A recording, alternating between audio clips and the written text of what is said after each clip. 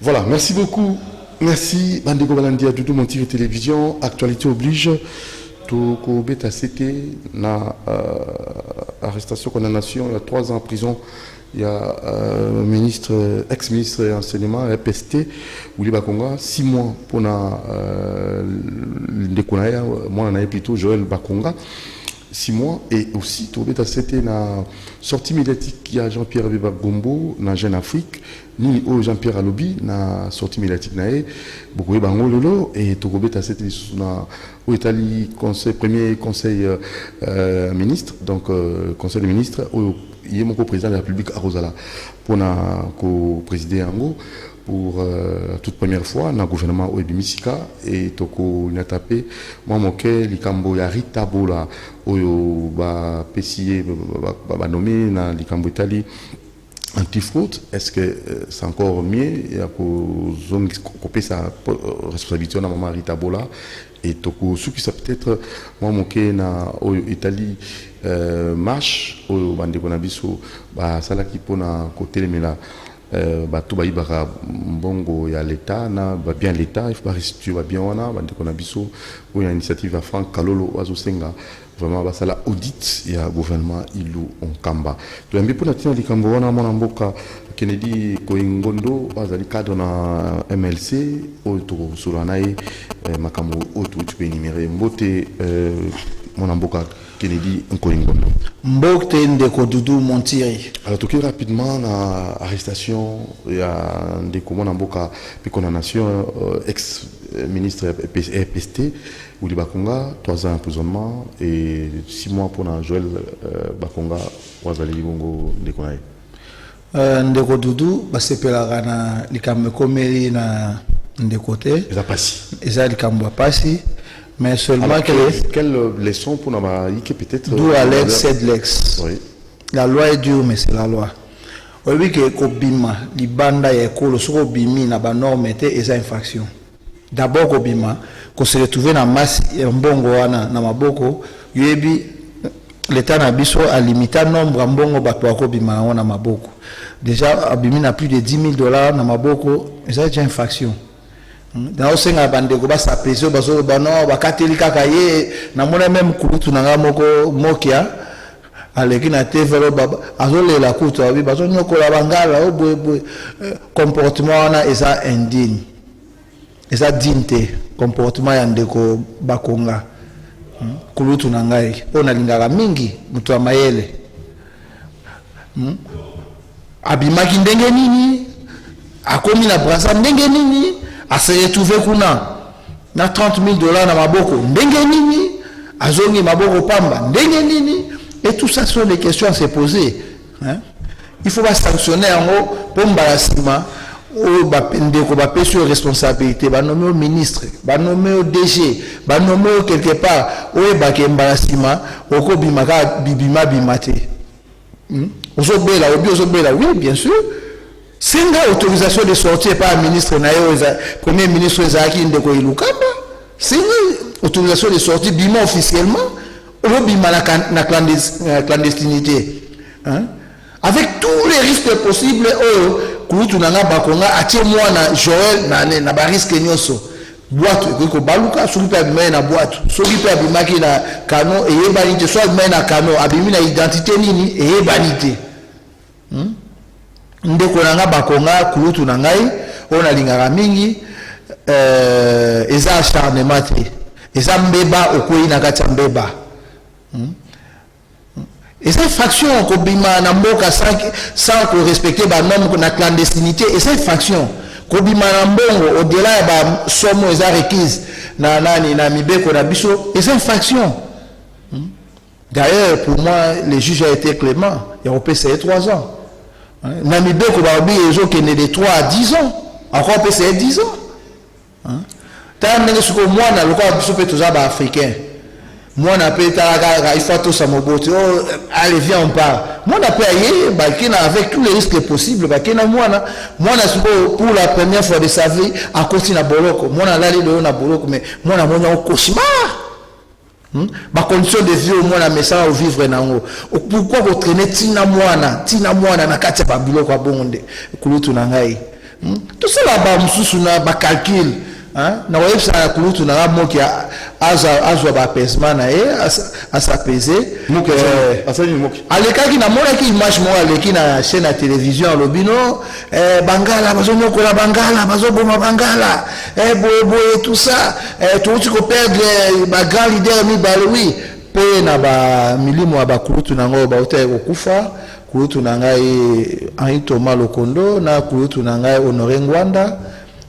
molimo na bango pe na boboto mais ezate ko comparer ndenge bato wana bakufi na ko katisa ya uli bakonga kendaki Braza asa malade tuza pe na ba hôpital wa o ndeko na nga uli bakonga a participé à la gestion pendant 18 ans on suppose que batonga biso ba hôpital o eza meilleur o so kekuna komona kala propriété apamba mutu abiki lokola nde babongisi mama yemu tozomona ngo babongisi sana va musala kitoko basali biso yango wana wana 18 ans na ndoto bien na ndoto naomona na ndoto nde babongisi la biso hôpital wana onde kona biso kama pa yembi ndeko ayemba onze de ko bimate ba sanctionner boye non alors pendant 18 ans badonga bazwa honte baza na soni quelle leçon leçon ezaki so ba pesi o kamba ni na ebonga l'état o kamba ko le bien ministère to eloko moko boye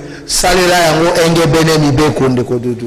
Voilà, alors tout cas rapidement on a bandé qu'on a biso il y a lutte contre l'impunité aux alliés piloté par Franck Kalolo, maître Franck Kalolo na maman Gladys Nsenga au topesio motelingi avocat conseil maman Gladys Nsenga basaki marche monene pour na ko senga na baike bana mboka bayiba bazwa biloko ya l'état bazongisa ba pesa ki bango 30 jours déjà une semaine ekoki donc tu as les 23 jours dans 23 jours moto dans la liste il y a 352 personnes oyo baka il y a détournement il y a vol et il y a biloko à l'état c'est vice versa alors celui qui 23 jours bazongisi te bako lekana étape mususu na bita initiative wana mona ondeni nini o bande kona biso Franck Kalolo na mama Gladys Nsenga na groupe nyonso ya bande kona biso ya Sergili ndeko dudu nazo encourager ndeko akende liboso soki nazali kumu na mboka nanga na pese moka koswa na pese lance na likonga akende na etumbo liboso parce que mboko ekomande ya groupe d'individus moko bo ndeko dudu kaka bango ekomande ndeto yako tika bango to bwa kaka likele mbango baliaka bakoswa en désordre bazui boye na nko bazui non ndeko dudu. Nous devons voir les choses en face et gérer autrement. Nous quoi ndeko soki na bi bien si mon frère Franck Kalolo Aza n'a pas preuve, je l'encourage. Mais si Aza n'a pas preuve te na osenga na à approfondir d'abord ba recherche na aluka ba preuve réelle. Très bien. Mais soki Aza n'a pas preuve, na zo encourager bazwa liste wana nyoso na ba preuve wana ba ke le déposer officiellement na mesa ya PG ya procureur général de la République ba ke le déposer yango na mesa na ye pe ba accuser ba réception PG asa musana na ye. Très bien, alors sortie médiatique il y a Jean-Pierre Bemba Gombo na Jeune Afrique on a invité un mot par rapport à cela Toki a PC Yano pour la relation na Kabila a PC Yano pour la Marabotali la Mouka nangi pena moko zali cadre na MLC on repère sa précision non ndeko dudu sorti ya Boigna oya ndeko Jean-Pierre Bemba Gombo président national du MLC et la sortie moko na émission ndeko dudu et sali esengo mingi na batu bazao kanisa ndeko dudu que Bemba et puis batu ebele baye baka Bemba te ndeko dudu Oh, Bemba est trop impulsif. Ça c'est mal me connaître. C'est mal me connaître. Et c'est pas Jean-Pierre. Oh, donc ça la caravane, ma campagne à l'okuta, il y a intoxication, marambo belé. Et ça l'okuta de Kodudu. Na repé ça exemple moko, il y a on a comme bengaé Mandela à RDC. Azana trace ya Mandela, grandeur d'esprit de Kodudu. Ndeko Mandela zaga na boloko, paix à son âme. D'heureuse mémoire Ndeko Mandela, azaka na boloko Ndeko Dudu. Ezala na Ndeko moko ezali chaque matin, so ba uti kosala musala ya makasi na prison konve basali boti basali boti batali soka zongi tango bako torturer ya gangi aleli ba torturer ya gangi aleli tango kozonga na prison pa pema Ndeko Dudu. Azongi pa pema afandi boy tango ofanda boy asengi mai gardien wana ya prison musala na yeso Ndeko Mandela asengi mai yeko subela Ndeko Mandela na boloko yeko subela ga Ndeko na mutu ezo koela Mandela kisika mutu na se tema cellule ngweza akisere ko subela ga Ndeko chaque jour mikolo pe mileka gate le roi nzambe pesa ane roulage malamu Ndeko Mandela bimi tango bimi akena na ba otambola jour moko na bagarde na ye ba otambola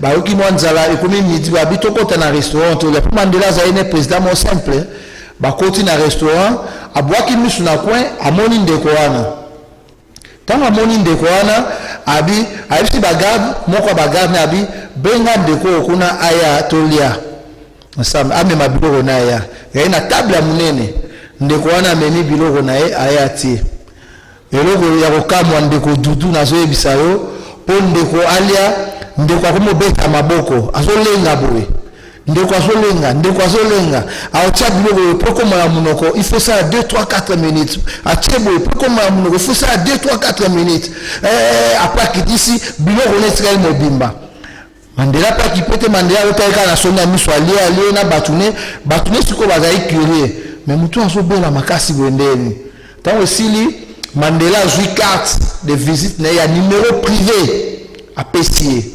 Abi bongo benga ngai. Tango a Pessier numéro carte privé Ndeko abimi, so moko ya bagarde na ya Mandela. Atuni Mandela lobi Ndeko boni kuna ya nani Ndeko en place to za na restaurant azo ko liate, on dit azai ko bela Mandela habité. Azo bela te. Ndenge bomoni wana a relaté bango makambo ya sala na prison mais pour la grandeur d'esprit abina bengi to liana exeke na likambo na été c'est pour dire quoi c'est pour dire grandeur d'esprit Mandela na boloko babuo na etu bakaokanisa ke akose venger Mandela tika akose venger te Ndeko Dudu Ndeko Mandela tika ko se venger te allez siko pona kozonga na discours ya Ndeko na biso sortie médiatique ya Ndeko na biso Jean-Pierre pona zonga nango après ko si ça ya histoire ya illustration ya Ndeko na biso Mandela Ndeko Bemba batuniye na Jeune Afrique abi relation ni nyasa nango na Ndeko Kabila est-ce que ça na kanda asaboe aobi asa kandate asa eloko moko te contre Ndeko na biso Kabila abisa e congolais ye pas congolais o elekaki seleki ya azotala liboso pour l'unité du Congo Ndeko Dudu azotala liboso pour l'unité ya Congo mais siko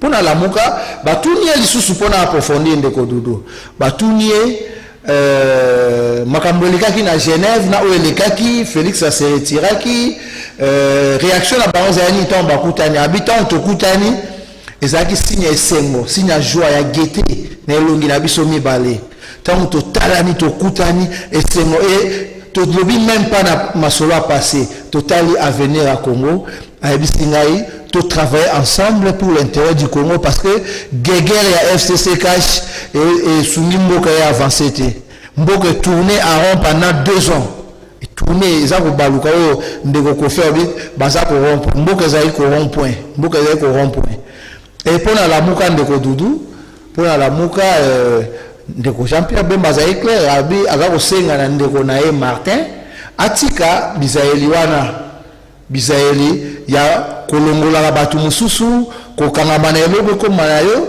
ba travailler en place et na esprit na ye na entendement na ye président actuel président en exercice ya la muka ezan de Moïse Katumbi. Donc c'est un peu ça de Doudou. Voilà, alors tu as la nomination à Rita Bola, vous avez une information là? Oui, nous avons une information de Doudou. Au moins, Mboka Bajira on a défité. Bajira Mboka a défité. Donc, pour nous na biso kulutu na ngao na lingami na pesi mbote, monde Mboka ndeko Gentini. Pour nous na biso Gentini, mutu mususu azate obako nommé. Mutu mususu azate obako nommé kaka Rita Bola. Ba nomaki ndeko na biso ya mwasi Rita Bola na DGK, binomo bomonaka ba preuve. O yemo akekozwa mbongo pas contribuable, akekofuta na banque. Afuti na banque, oga ni beba komi na kati ya nani ya Bordeaux wana, mutu a versé mbongo Rita Bola DG yemoko, même pas collaborateur ne benini. Yemoko akeko verser mbongo azwi na maboko, receveur azalaki te, pour nani natinda ba receveur te.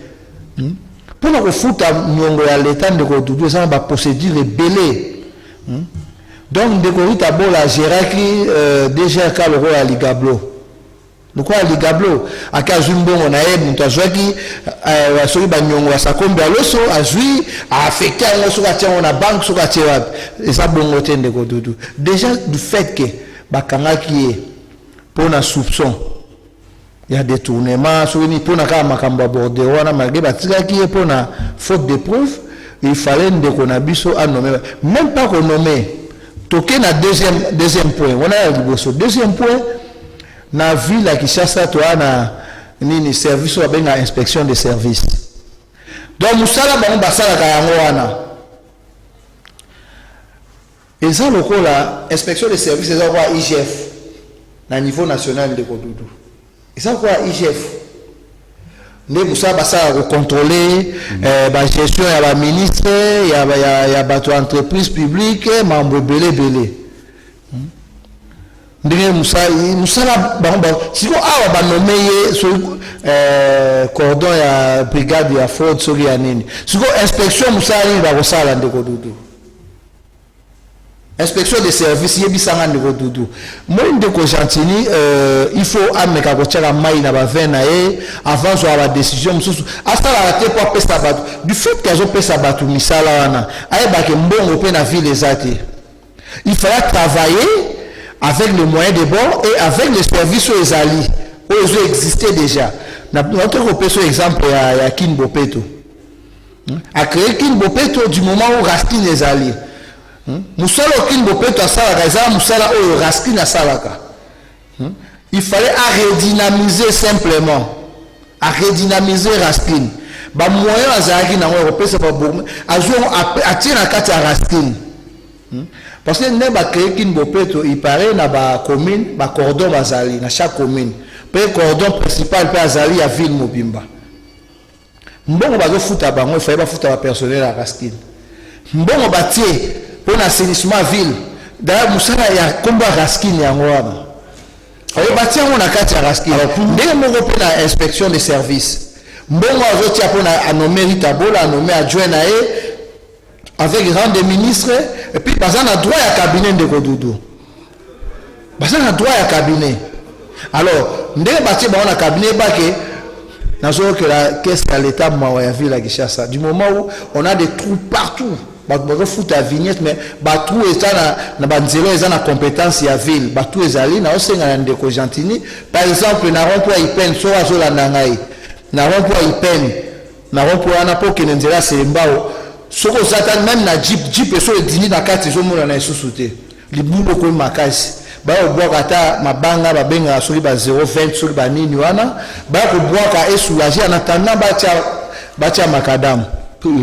Alors, conseil ministre, premier conseil ministre.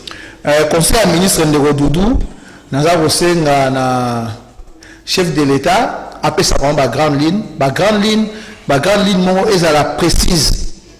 Ma grande ligne précise, on va travailler pendant 3 mois d'abord, 100 jours il y a essayé au gouvernement.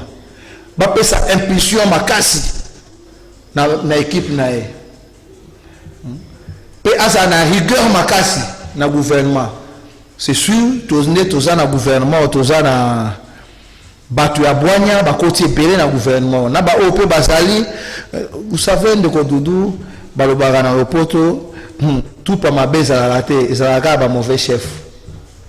Donc lokola tozu chef a malamu tozo croire que tozu chef a malamu chef wana kopesa impulsion bato ya malamu pe oyo babakisami bandakisa kwa mama F bazaiba oyo yebi asa bandi musala na moni na bilili akeko luka bato a toucher bato ba financera ba nani ba réchauffement ba dossier réchauffement climatique akeko toucher bato ba bimisa musolo pour ba travailler en étroite collaboration. Très bien. Atamboli kota ba service no sonenge zo tambola bilili etamboli to moni pe ndeko Mbungani abengi ba partenaire technique nyonso ya ministère de la santé pour pesa ba grand ligne ndenge ba ko travailler na ndenge akuteli ndenge zali na ndenge basala ke nani misala na bango matalikolo mbongo ekende directement na misala olekende na maboko ya bato. Très bien. Alors tout ce qui ici là faites enseignement, les faites enseignant, un mot. Le premier mai, ils ont dit faites il y a travail. Oui, les lobby. Est-ce que faites bien travailleurs? Est-ce que on peut tenir c'était la bureau? Pour en place, dit oui c'est bon pour la fête ou dans l'enseignement. Qu'est-ce que vous pouvez faire pour l'enseignement? Ndeko Dudu pour nangai actuellement pour les travailleurs. Est-ce que c'est mig trop comme appelle la SMIC salaire mon peu moto. Alors que je suis donc tous les 2 mois qu'on renouer les 2 mois. Ndeko Dudu pour nangai ezali journée à réflexion. Il y a des enseignants. Dans la journée à réflexion, il y a des travailleurs. Et ça, fête, fête. Quand on dit journée à réflexion, ça veut dire quoi, l'État congolais, il faut réfléchir. Avec l'enseignement, c'est ça l'État congolais, ce qu'il doit faire. Quand on réfléchir, pour améliorer les conditions de vie, il y a enseignants. Pour améliorer qualité et enseignement. Très bien. Et ça, journée à réflexion. Pour nous faire, bon, fêter le ronin de Kodoudou. Tu as des niveaux d'enseignement à Bisseza. Ils ont parté. Et qui tient à ce macasse. Et ça, journée à réflexion. Dès que nous avons journée à lobby, et ça, journée à réflexion. Il y a des travailleurs. Que faire? Non, pour nous, travailleurs. Mais c'est ça, c'est ce que je dis de Kodoudou. Journée à réflexion à des travailleurs, les alliés, va réfléchir. Conditions de vie nini, conditions sociales nini aux travailleurs actuellement. Qu'est-ce qu'il faut faire pour que ça que travailleurs dans des conditions où na carte salaire na logement zala scolarité à bana indemnité kilométrique biloko tout on peut comment et c'est la réflexion de Kodoudou. C'est possible la mboka oyo bakamai kokisama. C'est possible. Le budget c'est possible. Budget c'est 36 milliards. Donc 12 milliards par 66 milliards par an, 12 milliards par an, c'est possible, c'est faisable. Celui qui va boucher tout on a réellement. Mais de Kodoudou, et ça le gouvernement Félix Té, le gouvernement Samalukonde de Temtu Balobiamo. Ndeko Luzolo Bandi à l'Obaki à Mwabi, chaque année, RD se perd 15 milliards. Et c'était vrai. Aux hommes, on a immeuble de son matériel, Bonaville à Ikshasa. Au Leki n'a pas au Taraboué. Après 2 mois, au Leki, au Komota n'a pas au et Mati Likolo. Quel esprit? Vas-y, mon mot. Ils ont matériel. Immeuble, il faut ça là-bas. Il y a des 6 mois, immeuble, 5, 6 niveaux, 7 niveaux, 8 niveaux, 9 niveaux. Tout ce qui est noir dans beaucoup, ce qui va boucher bureau, on a tout le monde tu es un bon na yo Dudu. Ils ont bon na yo. Ou comme tu as pas 6 mois dans la grande hôtel, faites écouter 3 millions de dollars. Quoi? Faites. Nous tu as un star ou bien ça va canal l'État, ça PCA, ça DG, ça ministre. C'est inadmissible. Normalement, PG il faut faire l'enquête. Donc, tout est possible, Doudou. Tout est possible. Après 100 jours, tu évalues. Si tu commences à décembre, ce qui réellement, le gouvernement, travaille pour l'intérêt du peuple, tu ressens le changement. Tu ressens le changement de Doudou. Mais est-ce que vous faites un travail, dans un enseignement? Alors, il y a sa proposition d'abord pour les travailleurs. Qu'est-ce que les travailleurs congolais bakoki kosala et surtout na ministère du travail ni na kosala pour les 1er mai et comment peut faire ça solo proposition européenne proposition na osala ministre ya sika ya travail il faut ça ba séminaire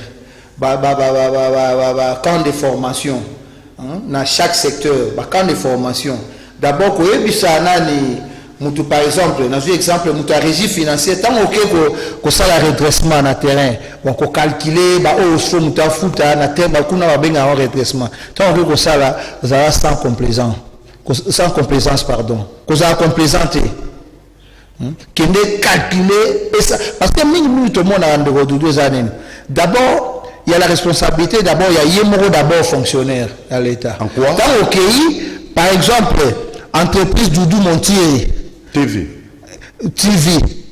il faut devoir l'état 1000 francs yoki devoir l'état 1000 francs mais écoute on a au 200 francs yo pesanga 300 francs et ça gars le roi 500 ceux qui ne mai ote na peso 300 na peso 200 à l'état aux 400 on a 6-5 na mai aujourd'hui na poche na yo ozongi osali redressement mutu afuti mais mbongo ezoke na mai manque à gagner pour l'état congolais yango ne ko sala ke ba futa au fonctionnaire ni prime yango ko sala ke ba futa au salaire na yo donc d'abord l'homme tout tourne d'abord autour des fonctionnaires lui-même tout tourne autour de nous qui sommes des hommes après l'état d'abord Mutumoko président aux États-Unis à chaque fois soki un américain la muki komi tout na États-Unis ça ni ponanga mituna ngai na ça ni pona États-Unis yango na jouer ça peut ba fonctionnaire na ba enseignant bon mituna ngai fonctionnaire na ça ni pona l'état congolais pona RDC na ça nini avant mituna RDC ça la nini pona yo et là on a le ba yango ande ko alors pour makambo ya enseignement là pour l'enseignement, l'actuel ministre, Tony Mwaba, Azam ministre Oyo, Yemtel Bosso Abete Tamba, makambo ya détournement et salami kuna na mambo ya gratuité de l'enseignement. Azam Toali Bosso, et je crois que à quoi on a même débatté. Parce qu'il ne suffit pas seulement de dénoncer, il faut aussi mieux faire que l'autre. Très bien. Il faut ça la mieux. Collègue, on a pour la anakisa. Pendant que il m'a commis la manette, approuver des choses noir sur blanc, approuver des choses noir sur blanc que ndeko alekaki ndeko aibaki réellement. Approuver des choses que na monaki ndeko dudu banane nani akenda ko tala bango na monaki ndeko IGF alingeti akenda na ministère de santé ndena yoki il paraît pas état ministre ya nani.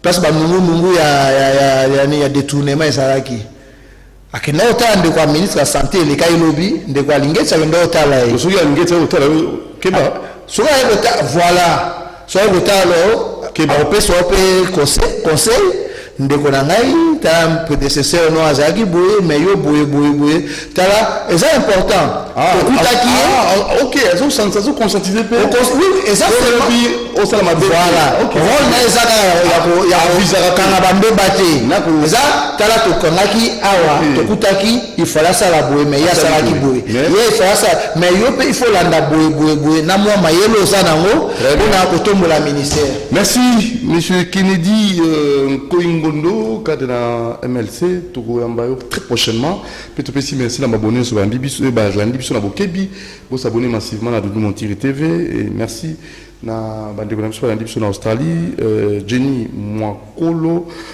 Feta Bobette maman sociale et Joël Konga oui to pesi pe mbote mingi bon anniversaire na Chefi Mbele to kokuta na bino prochainement Doudou Monti ya bino mingi merci dans les Kabongo merci dans bande connexion Bibiso ciao merci baba.